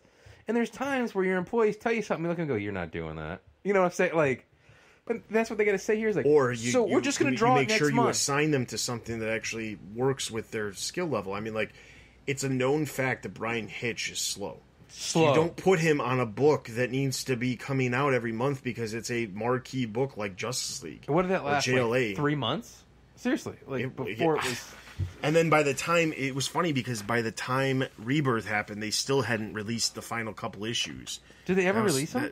They did eventually, but it was just, man, it took forever. And that's see, look, you talk about it all goes back to making it easier for the consumer, right? Like, if it's been so long that I don't even remember what happened, then you've got to help me out. Yeah. So, yeah. That was a very long-winded way to say yes. Yes. I agree with you. Yes. Yeah. So, last paragraph. Part. Last thing, I just read Doomsday Clock number 5 this morning. Minor spoiler alert. I've had this feeling since they mentioned the whole Watchmen crossover thing. It's a bit of a half-baked, but I'm thinking Martian Manhunter is involved in this plot somewhere. It's a bit too coincidental to me that we're looking at Manhattan, who last we saw was on Mars, and that both characters' names are John and John. Then when Lex mentioned that the person at the top used to be a member of the JL, I recently yelled out loud, it has to be Martian Manhunter, right? Like I said, definitely half-baked. hasn't ever demonstrated any ability to manipulate time or space on the level of Manhattan, but too many other things line up for me. Thoughts? Also, thank you so much for being awesome. Okay, so I've actually who's heard the awesome directed at?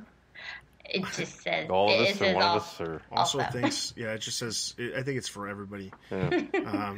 Next time, please tell us who your praise is going to, so we can be angry at each other about it. Thank you. Yes. Wow.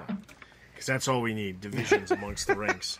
Okay, so I've actually heard this theory before, this Martian Manhunter theory. I've heard this one too, specifically because of the Mars, and it's not something that's a new thing or crazy. It's not crazy either. Here's the thing. I actually thought this was kind of an interesting thought because right around the time that I first heard about this, Scott Snyder had said something on Twitter about how Martian Manhunter was going to be like the chairman of the Justice League, and I thought to myself, not that Martian Manhunter shouldn't be the chairman. I got nothing against that. No problems with it. What I do have an interesting concern about is the fact that Martian Manhunter hasn't really been utilized a whole lot in the last couple years. I mean, like he's appeared here and there, but like for the most part, he hasn't really had a major role. And to like suddenly here he is. He's going to be in Justice League, and he's going to be the person in charge of the Justice League. Okay, whatever. Again, like I said, I don't have a problem with it, but it just seems like odd to like take somebody who hasn't had a lot of focus and give him such a prominent role. And I don't know how prominent it's going to be. I mean, time will tell, on whether or not, he actually is running the show when it comes to Justice League or not. But it feels like potentially there's something there with this idea, and maybe the reason why he's at the head of the Justice League right now. And like, here's the thing: we've never seen Martian Manhunter have anything to do with, dealing with the manipulating time or space, but we don't know that Dr. Manhattan can't manipulate himself into being something else. Mm-hmm. Well, I mean, wasn't it like issue 2? This, and again, funny enough, we're talking about long delays making me forget. 2 or 3 of Doomsday Clock. I almost said Watchmen. That basically insinuated that Manhattan had been here for a while and was hiding as a hero, or hiding as a person. I think we all took it to mean hiding as a hero, right? Remember there was some like insinuation, something with Luthor or something. But if he's I think I remember it was clearly like he's supposed to be a hero. So then now you're not talking about that. Now not only is your theory not crazy, but you're in the ballpark, because if it's not Martian Manhunter, he's going to be somebody else. So I think he probably is. My wink one I've always thought he is Captain Atom. Just because the power sets are similar, and I think that Johns is such a lover of comic history that it was Captain Atom was one of the it was characters that was based off that he Charlton, was based for Charlton. Like, can't you see Johns doing that as a wink? Like, yeah, I could. I mean, not that the Manhunter was bad. I mean, I think the fact that he is on Mars, I don't think he'll end up being Dr. Manhattan. I think that he may share a friendship with John. Does that make sense? Like, I think I could see them being friends. They're both kind of outsiders. The last one, the only / last one of their kind. I could see them having more of a friendship, and I I can't see John's passing up the way he likes to play with Dustin's favorite word, history, right? The way John does these deep dives into comic book history. Like, remember what he did with the old Justice Society stuff? You know, like, this guy's a deep dive guy, and I can't see him passing up the opportunity to relink these characters with their original, you know, mythos. I just can't, but that's my thought. But it's great. You don't think Manhattan's lost too much of his humanity to be someone like John? Because it almost seems like Martian Manhunter is too human, and Manhattan is pretty much forgotten what it's like. Yeah, but I guess the way around that would be just be like, you know, he is... Rewrote his personality so he could hide, blah, blah, blah, blah. I mean, that's the easiest way around it, but yeah. Okay. But no, I think it's a valid point because I think that's the great, you know, how many times have we heard that story about Martian Manhunter? Not that it's a bad story, but that, like Steph said, although he's Martian, he's more human than the rest of us. Like, I mean, like, we hear that all the time, and it's not inaccurate, so, yeah. Yes. So, as we get towards the end of this podcast, we have yet to get through all of these comments, and we're not going to be able to. And we're also not going to be able to get through we're not going to be able to get through the Monkey Watch this episode either. No Monkey Watch. I know. We had a great one planned, too. It's going to be the best Monkey Watch ever. You're never going to hear it. Yeah, you'll never hear it. Yeah. I will say this. So we have one more comment that I just don't feel like we're going to have enough time to talk about. And then Zach has a comment from episode 248 and 249 that are rather long and dive more into Tom King and his writing style, and we probably need to talk about those together as well. So, because 249 didn't have that many comments, and I don't plan on reading the comments from 250, if this one doesn't have a ton of comments, we should be able to get caught up and actually have Monkey Watch on the next episode. But then I say that, and I'm thinking to myself, we gotta cover the wedding. No, because we've got the wedding, and I already said we're going to cover that, so... But, you know, there is a possibility, a little inside baseball here, that we won't cover the wedding, though. Because what if they don't put the preview out? No. What if they don't put 50 preview? Yeah, that's true, and then we won't be able to. Because sometimes they yank them. Sometimes they yank those suckers back. Yeah, or they hold them back until like the day before or whatever. Yeah. Well, we'll see. We have a couple of options here. Option number 1, next episode, you hear us talk about the wedding. Option 2, we don't talk about the wedding, but we have plenty of time to do Monkey Watch and the rest of the comments. So there's that. That is all we're going to do this episode. I apologize again for not getting to all the comments, but I mean, we did spend almost an hour talking about some of these comments and diving into some of them, so I appreciate... And in fairness... Go ahead.